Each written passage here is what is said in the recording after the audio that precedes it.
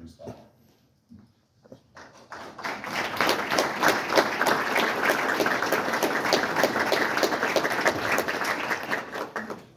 First, it's kind of bittersweet for me, obviously, with Coach Arians stepping down.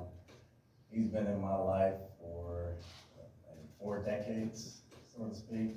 Again, not dating how old we are, but I've gone from being a son to a nephew, to a cousin, to a brother, and we've grown over the years immensely, and I'm sure the staff, the coaches on the staff can say the same thing. There's not one person on this staff that he hasn't touched in some kind of way, personally, and in their personal lives as well as coaching lives. So for us as a coaching staff, he would sorely be missed, because when Bruce walks in the room, there's a big presence when he walks in the room. The only thing we have in common probably is our bald heads at this point, but he smokes, I don't, he drinks, I don't, so we got along well, but we never got each other's way.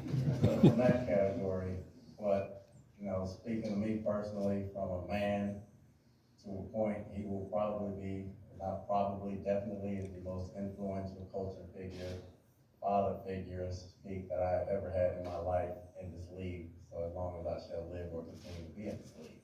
And I just want to thank him personally before I go on, just face to face, so the whole world knows what he's meant to me, what he means to our coaching staff, what he means as a family man, what he means as just hearing advice from us, taking advice from us, cracking the whip, understanding who's in the building, getting comfortable in his skin, making everyone else feel comfortable in their skin, and allowing us to coach football. You don't get that everywhere, okay? You don't get that everywhere.